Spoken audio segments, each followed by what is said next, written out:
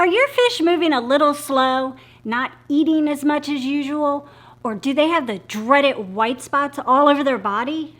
If you answered yes, then you've probably heard it's ick and you're freaking out right now. But don't worry, you found the right video. I'm Lisa from KeepFishKeeping.com, and this is the Dummies Guide to Ick.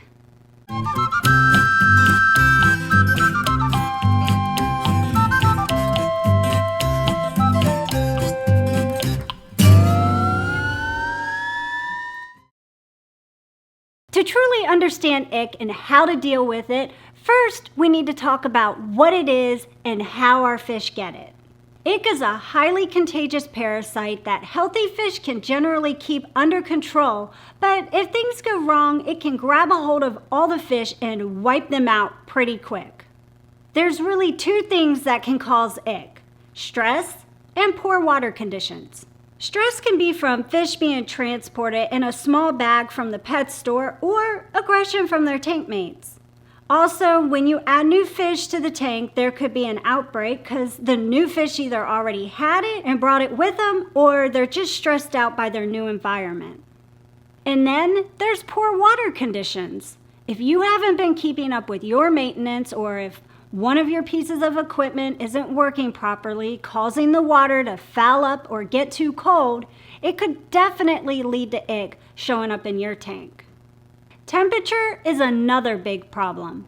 Ick thrives in lower temperatures, so if you're keeping your tank too cold, you're definitely increasing the chances of getting it. By the way, you may have heard people say, "I'll never buy fish from that store again. Their fish have ick." Well, it could be true, but it also could have been the fish being stressed out and put into your tank that doesn't have great water conditions. Just saying. The bottom line is, if you're keeping up with your maintenance, you're keeping your temperature under control, and you're not introducing new fish every few days, then you shouldn't even have this problem.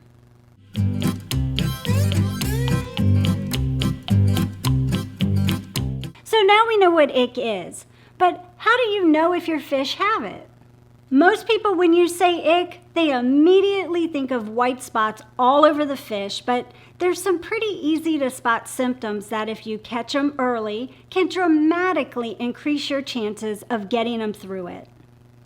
You look at your fish every day. Otherwise, why do you even have them? If they're acting a little off, you're gonna know it. If they're not eating as much as usual, they seem to be hanging out at the bottom of the tank or hiding behind rocks, it's time to take notice. Don't think, well, I don't see any white spots, so it's probably not ick. These are some of the first symptoms of any kind of illness, so don't ignore these little signs your fish is giving you. Other things to look for are clamped fins, heavy breathing, or even the fish being up at the surface gasping for air. Ick is something that's super irritating to your fish's gills, so these are symptoms that should definitely sound the alarm. There's also flashing.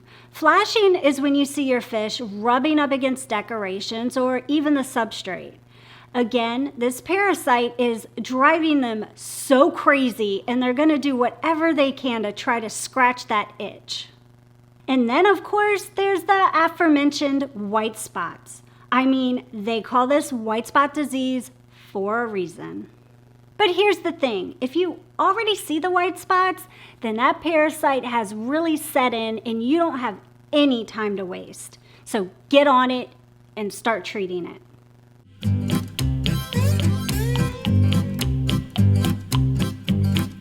Okay, so now you know your fish have ick. What are you gonna do?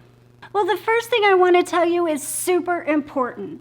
Ick is highly contagious, and you can't just put a little mask on your fish to slow the spread.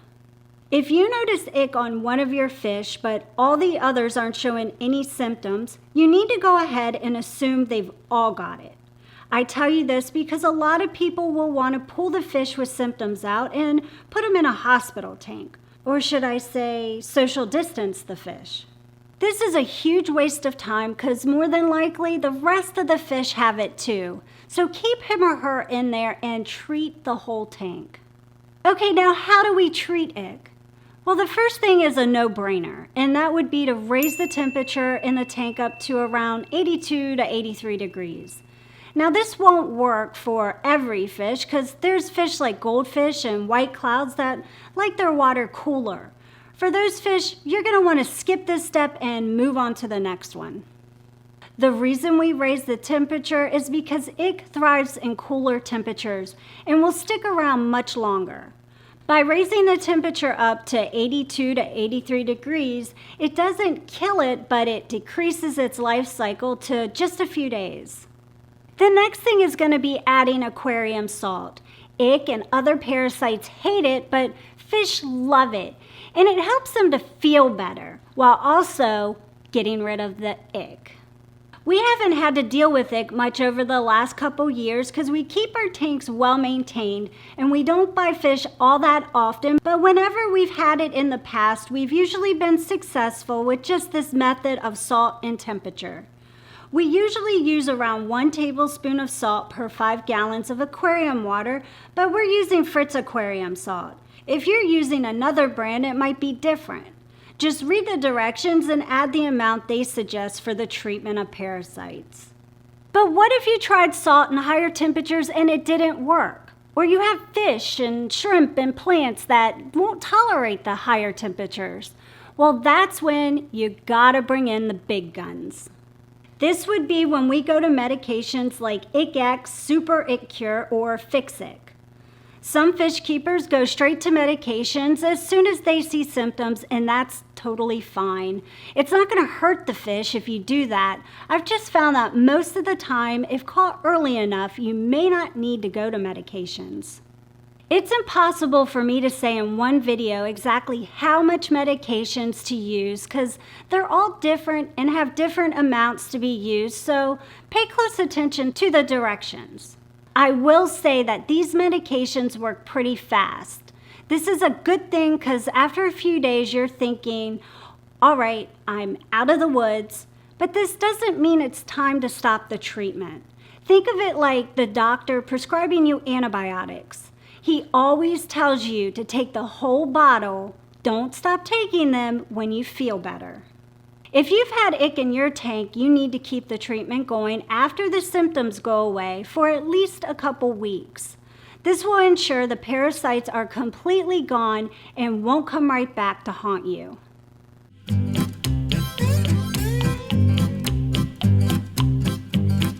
Preventing ick isn't hard at all.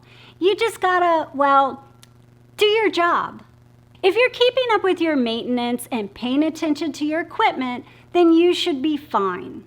Also, be smart about adding new fish to your aquarium. If a fish looks even slightly off at the fish store, don't buy him unless you have a quarantine tank that you can put him in for a while prior to adding him to your main tank. Make sure your tank is running at peak performance before adding those fish. This will make his or her transition to their new environment as stress-free as possible, and keep an eye on the aggression from the other fish.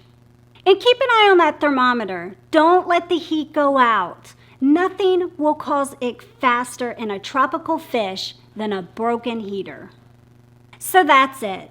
Listen, I know ick is scary, but it's one of the easiest illnesses to treat in an aquarium, as long as you know how to do it. You don't have to be a biologist. I'd love to sit here and say that all of you all are smart and you'll never need to use this information. But the truth is, eventually you may get ick and you're going to need to know how to treat it. Now you know how to deal with it and it's not something that you need to be afraid of. Just act early. That's the key. Thank you so much for watching and I'll see you next time. Bye-bye.